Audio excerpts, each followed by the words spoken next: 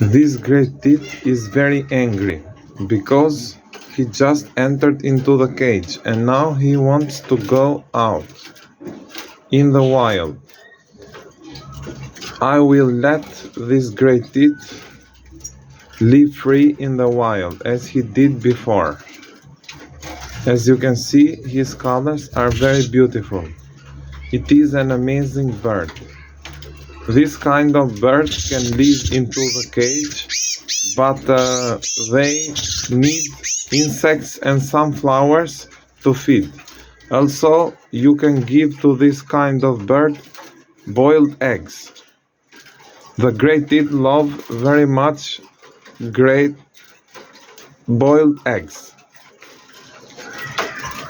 Look at his head. His head is really beautiful, all black and white.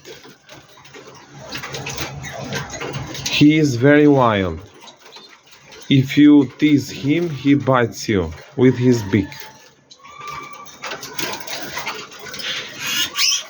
Now I am letting this great teeth free, go into his real habitat.